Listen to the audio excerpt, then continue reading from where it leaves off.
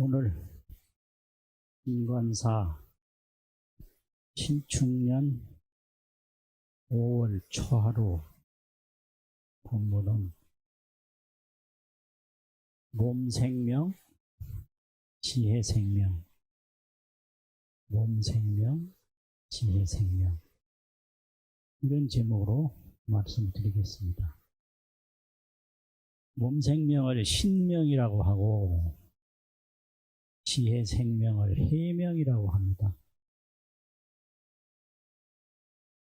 우리 생활은 거의가 다 몸생명을 위해서 살아갑니다. 몸생명을 위한 불교를 또 옛날에는 생활불교라고 그랬는데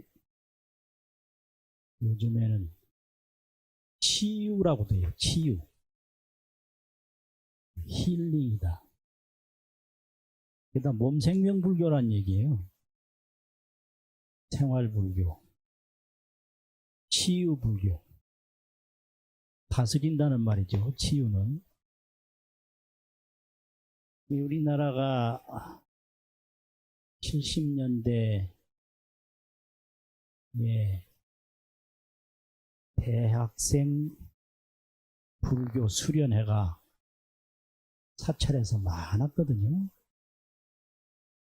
그런데 수련회를 하다 보면 학생들이 관심사항이 뭐냐, 불교는 무엇을 가르치는가, 불교, 교의, 불교에서 가르치는 뜻, 그것에 관심이 있고요.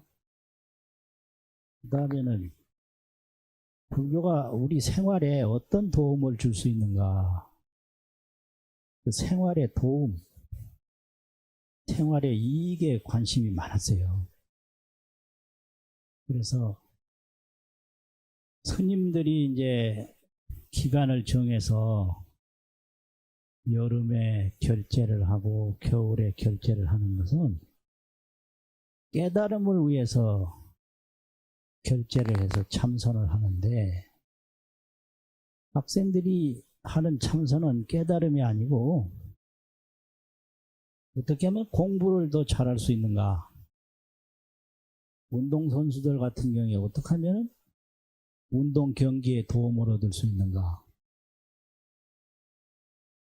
여기는 어떻게 하면 건강에 도움이 될 수 있는가, 이런 것이 많았어요. 생활불교라고 보고요.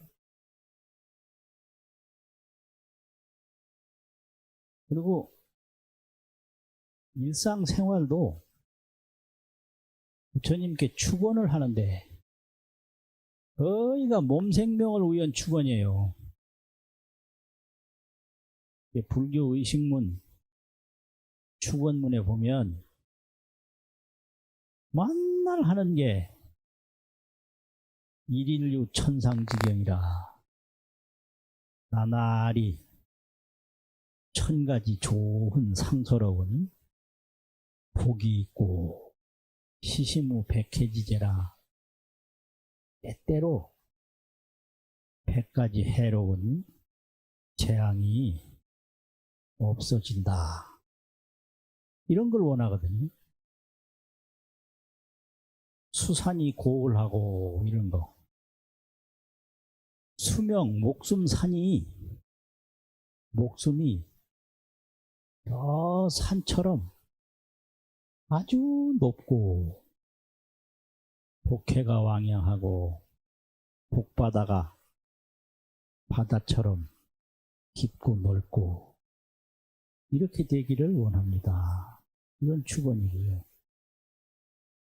신무일체 병고액난하게 해주시고, 몸에는 일체 병고와 액난, 병고가 없도록 해주시고, 신무일체 탐연미혹하고, 마음에는 탐내고 얽매이는 미혹이 없게 해주십시오. 이런 게 전부가 이 몸과 생활을 위한 축원이거든요. 삼장이 돈재하고 오복이 증숭하고, 삼장이 있는데 세 가지 장에, 세 가지 장에는 이제 혹업고라고 그래가지고 미혹장애, 업장장애, 고난장애, 마음이 미혹한 장애, 또 악업이 쌓이는 장애, 그 다음에 고난이 다가오는 장애, 이런 혹업고 3장을 바로 한꺼번에 제거하게 해주시고, 오복이 증숭하고, 오복은 불교에서 말하는 게 아니고 육아 서적에서도 많이 말하는데, 사람이 항상 필요한 거예요. 수부, 수명, 재부, 재물, 부자, 수부, 그 다음에 뭐더라? 갑자기 생각이 안 나요. 유호덕, 보종명, 그런 건데요. 네? 세 번째 뭐지? 아, 강령, 건강할 강자, 편안할 영자. 수부, 강령, 항상 건강을 필요로 하잖아요. 늘 써붙여요. 수부, 강령, 부모, 강령, 이런 거. 그 어른들에게는 강령이라는 말을 쓰고 아이들에게는 건강이라는 말을 쓰고 그러더라고요. 그 뜻은 같은 뜻인데, 애들 보고 강령하시오 그런 말 잘 안 쓰고요. 재밌어요. 유호도 넉넉할 유자인데, 좋은 덕이 넉넉하고 심덕이 있는 게 이게 복이라고요. 마음에 덕이 있는 게. 고종명이라고 그래서 자기 수명대로 사는 거, 수명대로 살지 못하는 거를 행사라고 그러거든요. 행사. 뜻밖의 죽었다고. 비명 행사, 이런 거. 객사, 밖에 나갔다가 생각지 않게 죽었다고. 그런 거 하지 말고 자기 명을 차분히 편안히 맞게 해주세요. 뭐 이런 게 이제 오복인데, 그 오복이 정숭이라 계속 높이 불어나게 해주세요. 이런 축원을 매일 해요. 그게 복덕입니다. 그러니까 이런 복덕 축원을 항상 한단 말이에요. 그게 신명이에요.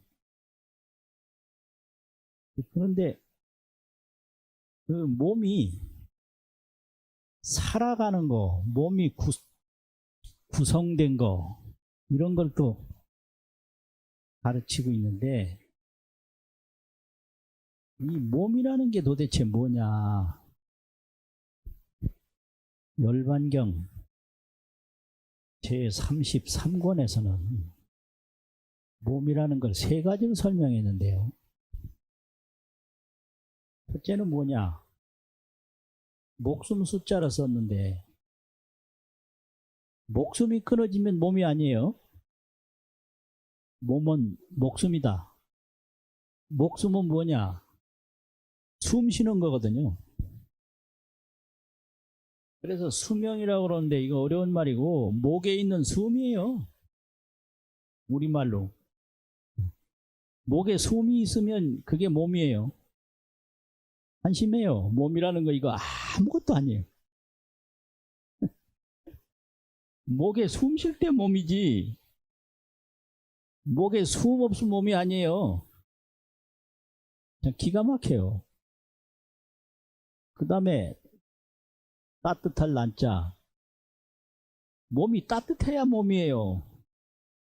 몸이 싸늘하게 식어버리면 몸이 아니에요. 체온이라는 게 그렇게 중요해요. 호흡이라는 게 그렇게 중요해요. 수난. 그 다음에 식이라고 그래서 알식자인데 의식이에요. 의식이 없으면 몸이 아니에요. 의식이 있나 없나 이러거든요. 근데 요즘에는 체온도 있고 호흡도 있고 의식만 돌아오지 않은 걸 식물인간이라고 그러는데 사실은 의식이 없으면 사람이라고 할 수 없는 거예요. 그래서 이게 세 가지가 다 함께 있을 때 그걸 중생이라고 한다 이랬거든요. 그러니까 이게 산다는 게 아무리 복을 빌고 좋은 걸 많이 해도 이 몸 자체가 생각에 잘못이 있다든지 체온에 잘못이 있다든지 호흡에 잘못이 없으면 그냥 몸이 아닌 거예요. 사는 게 아닌 거예요. 이런 거 참 중요해요. 그리고 불교에서는 사는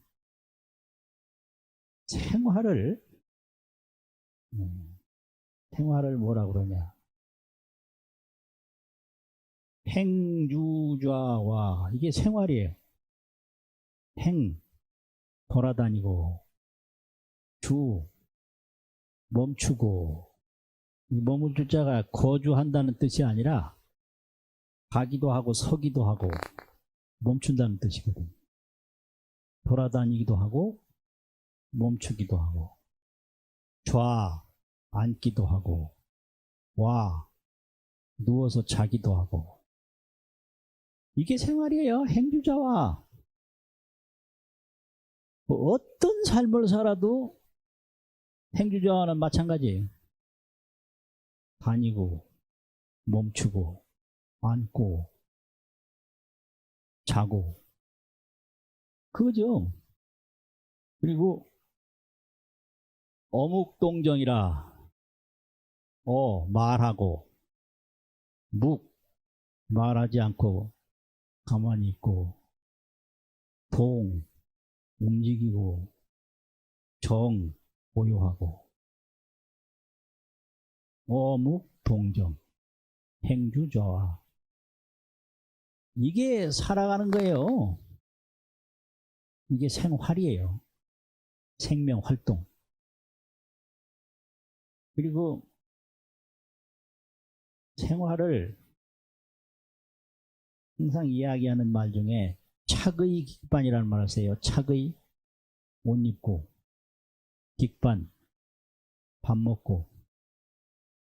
이 옷 입고 밥 먹지 않으면 생활이 안 되거든요.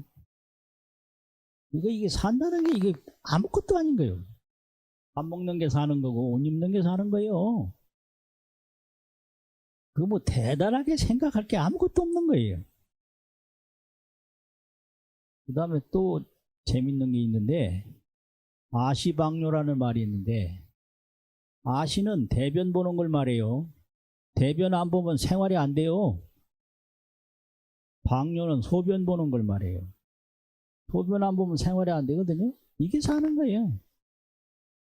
행주자와 어묵동정 착의 깃반 아시방뇨 뭐 가고 서고 앉고 자고 말하고 조용하고 움직이고 고요하고 또 옷 입고 밥 먹고 대변 보고 소변 보고 이거예요. 여기에는 높은 사람도 없고 낮은 사람도 없고 남자도 없고 여자도 없고 똑같은 거예요.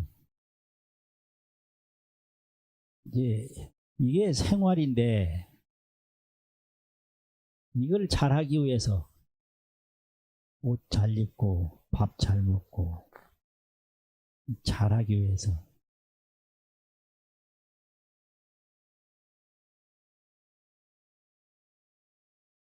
또 화장실 잘 꾸미고 화장실 그거 참 내가 웃겨요 진짜. 아시방뇨가 중요하지 화장실 변기가 중요한 게 아닌데 변기만 좋은 뭐예요. 변을 잘 보는 능력이 있어야 되고 그렇지. 그러니까 이 근본이 이건 거예요. 변 보고 옷 입고 밥 먹고 움직이고 이게 그냥 생활인 거예요. 그게 그냥 생활이에요. 근데 이 생활이 오래 가냐? 오래 안 가거든요. 뭐 맨날 건강을 위해서 뭐 밥도 먹고 건강을 위해서 병치료도 하지만 밥을 먹는 사람이나 안 먹는 사람이나 죽어요. 병이 있는 사람도 죽고 병이 없는 사람도 죽어요. 뭐 건강하다고 좋아하지만 건강한 사람도 죽는다는 거예요. 이걸 신명이라고 하거든요. 몸 생명이라는 건 누구나 다 죽어요. 그러면 이게 죽고 나면 뭐가 남는 게 있나 없나 도대체. 뭐가 남나? 아무것도 안 남나? 이거거든요. 그래서 몸 생명에는 지혜 생명이 있다. 지혜 생명은 아는 사람은 알고 모르는 사람은 모르거든요. 그래서 이 지혜 생명을 해명이라고 그래요. 지혜 해자, 목숨 명자, 해명. 그래서 생명을 얻어서 생명으로 살다가 생명으로 죽고 다음에 또 그렇게 하고 또 그렇게 하고 이거를 윤회라고 그러는데 해명은 한번 얻으면 영원해요. 해명. 그래서 부처님이 이 신명 속에서 해명을 얻었다. 신명은 생로병사인데 해명은 상나가정이에요. 항상하고 즐겁고 참나고 청정하고. 그래서 이 생로병사에서 상나가정의 해명을 깨닫는 거예요. 깨닫는 거, 그걸 깨달음이라고 그래요.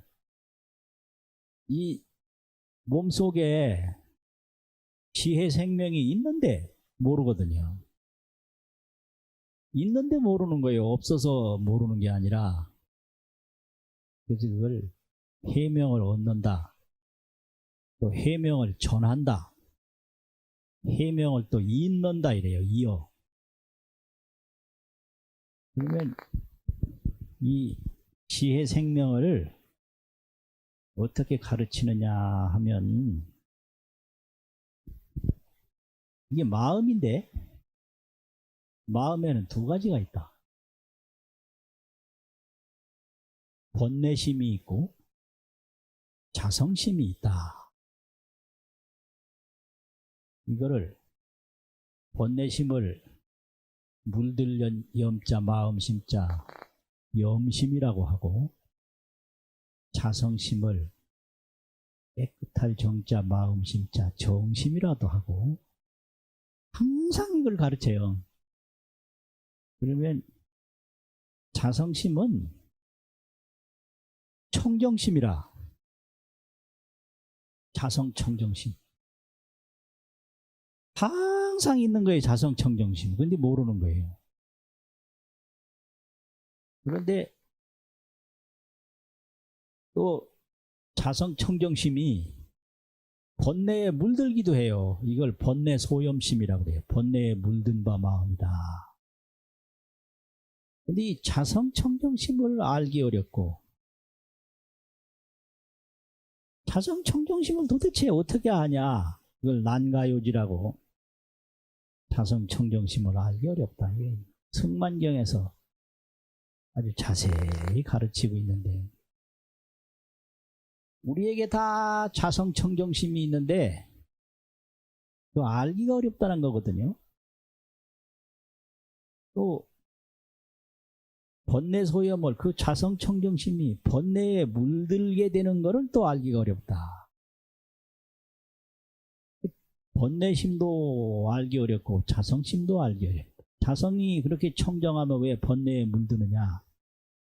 번뇌에게 물들었으면 왜 자성이 또 청정하냐? 이게 청정과 번뇌가, 염심과 정심이 항상 함께 있어요.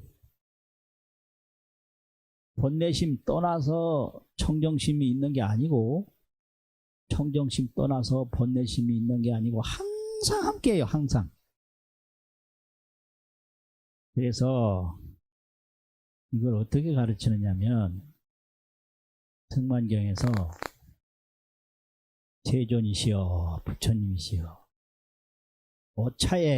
오차라는 건 이 무명을 말하는데, 미혹한 마음이다 말이죠. 미혹이라는 게 뭐냐? 초기 경전에서는 그렇게 설명을 하는데, 어떤 사람이 산에 갔는데 황금 덩어리가 있어요. 그래서 황금 덩어리를 싸가지고 갔어. 근데 오래 있다 보니까 그게 누런 독사뱀이었어요. 그래서 이게 독사뱀이 서려 있는 거를 황금으로 잘못 보는 것이 무명이다. 이렇게, 그게 미혹이다. 이렇게 설명을 했어요. 어미 독사가 잠들어 있는데 그걸 황금으로 봤단 말이죠. 독사를. 그 황금으로 보이니 그걸 주워 왔어요. 그게 업이란 말이에요. 나중에 독사가 집에서 깨어나서 사람을 해쳤어. 그게 고통이다. 이렇게 혹업고로 설명을 하는데, 대승경전에서는 이 무명을 어떻게 설명하냐? 어떤 사람이 저녁에 뱀이 서려 있는 걸 보았는데, 역시 뱀이네. 서려 있는 걸 봤는데 나중에 보니까 그 뱀이 아니고 검은 삼껍질로 만드는 밧줄이었다. 그래서 검은 밧줄을 뱀으로 잘못 보는 거를 미혹이라고 그래요. 그래서 사실은 밧줄인데, 여기 큰 뱀이 이렇게 서려 있네 이래가지고 그 뱀으로 잘못 보는 순간에 겁이 나서 막 보이지도 않는 도망가다가 넘어져서 막 다쳤어요. 도망가는 게 업이고 다치는 게 고라고, 이렇게 혹없고. 이게 번뇌예요. 첫째는 잘못 보는 거예요. 무명. 그 잘못 본 것에 기초를 해서 또 행위를 하는 거예요. 그 행위에 의해서 또 고통이 오는 거예요.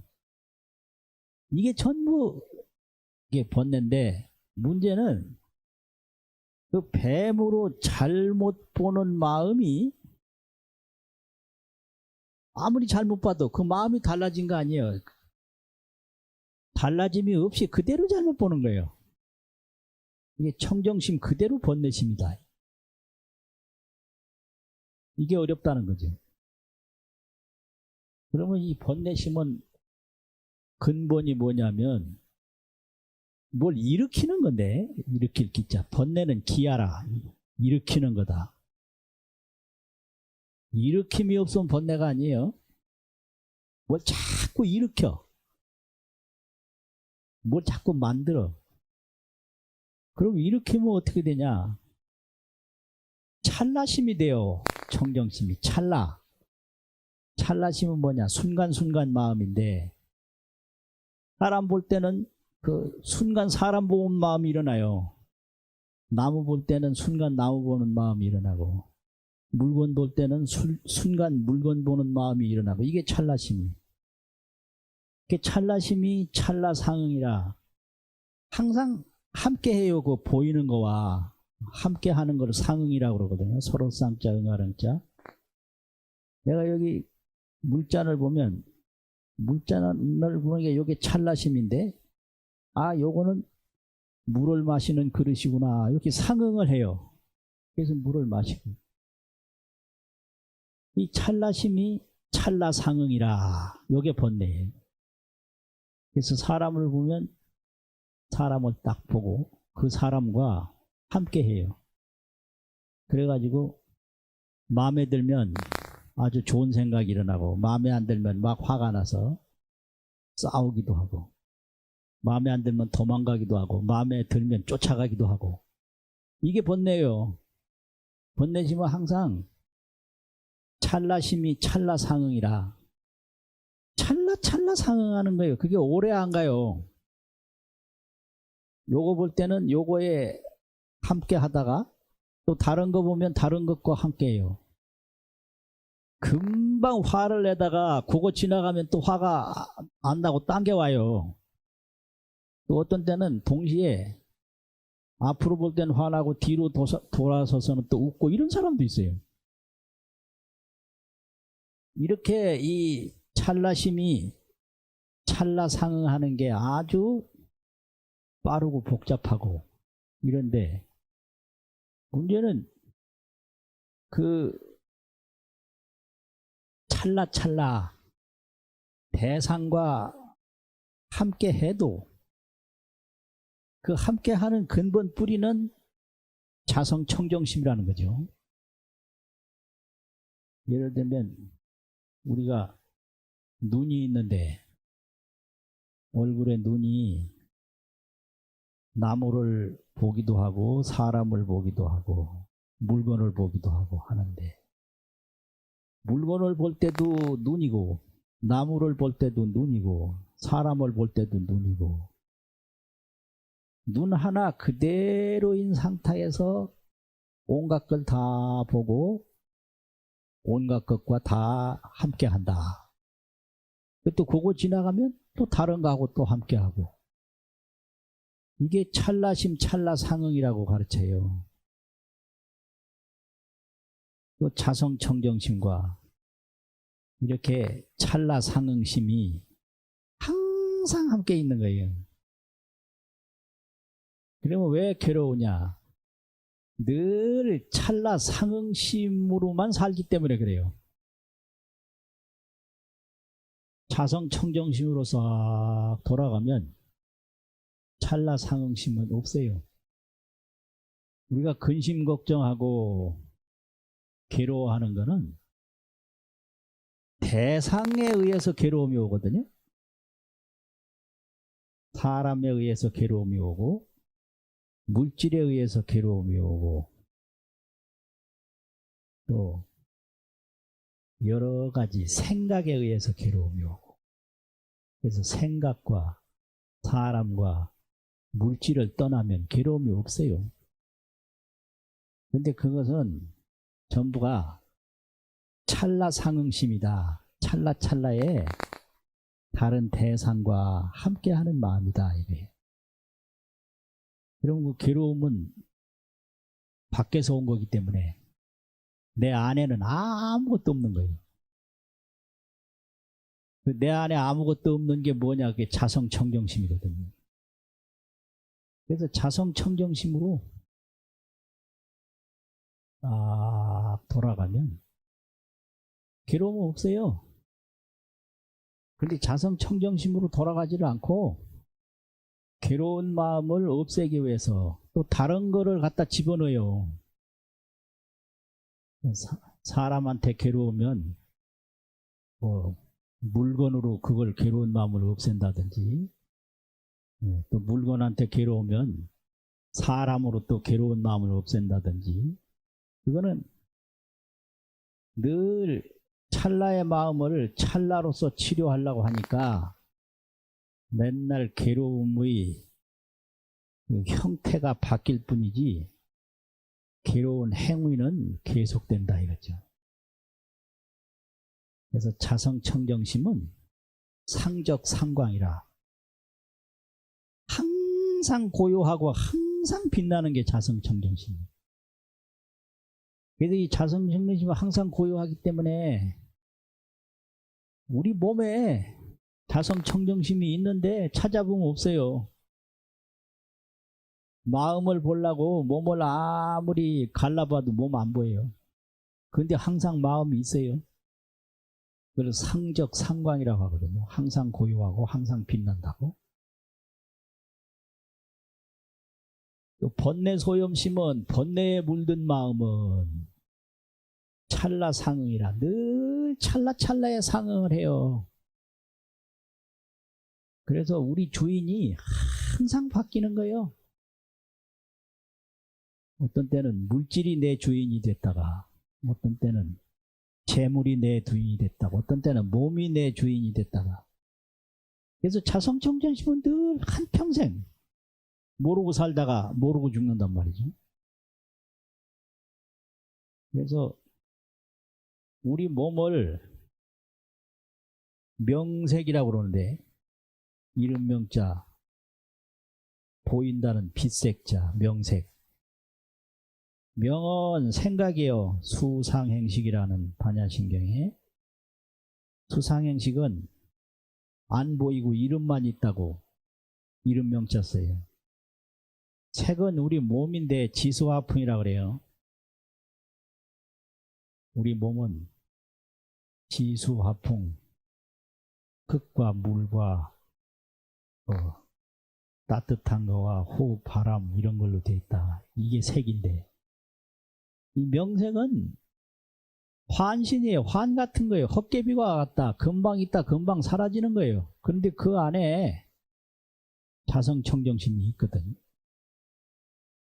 그래서 이걸 환 속에서 참됨을 찾아야 된다. 그래서 이걸 즉환명진이라고 하는데 환에 강도해서 참을 밝힌다. 즉환명진. 그런데 여기서 정관조견이라고 선정이라는 정자는 대승불교에서 멈춘다고 봐요. 멈춰서 보는 것으로 멈춰본다. 이게 정관인데 선정이라는 정자하고 볼관자하고 멈춰본단 말이야. 정관으로. 조견 오은계공이라고 있는데 그 조도 본다는 볼조자고 견도 본다는 볼견자예요. 멈춰봄으로 자성청정심을 딱 보면 이게 정관조견이에요. 멈춰봄으로 자성청정심을 보면 정관으로 조견을 하면 진여법신이라 우리 명색 환신이 그대로 진여 참 그대로 법의 몸이다. 요걸 깨달음이라 그래요. 명색 환신에서 진여 법신을 조견한다. 본다. 보는 게 어렵나? 어렵잖아요. 그런데 왜 안 되냐? 찰나 상응으로 항상 사는 거예요. 찰나심이 찰나에 상응하고 찰나심이 찰나에 상응하고 그래서 못 깨닫지. 정관으로 조견하면 진여법신이 이 생로병사 명색 환신에서 그대로 보인다 이거죠. 이걸 깨닫는다고 한다. 그러면 그대로 있는데 왜 못 보냐? 이거를 신라 화엄가에서들은 뭐라고 하냐? 의상스님의 법성계를 잘 해석한 제자들의 기록이 있는데 그걸 총수록이라고 그래요. 의상스님 법성계를 해석한 제자들의 기록 총수록이 있는데 총수록이 4권이 있는데 그 3번째 권에 무슨 말이냐면 이 4대 오운 명색 환신에서 진여 법신 자성청정심을 못 보는 이유를 비유로 설명을 해보자면, 수변이니 물가의 사람이, 물가에 있는 사람이, 제수변, 물가에 있는 사람이라는 말은 맑은 연못이 있는데 그 연못가에 어떤 사람이 갔어요. 그래서 연못을 이렇게 쳐다보니까 그 연못 안에는 여러 가지 물에 비친 그림자 영상이 있는데 그 영상만을 보지, 영상 그 물속에 비친 그림자를 보는 순간에는 물을 못 봐요. 아, 저건 산이다, 저건 나무다, 저건 돌이다.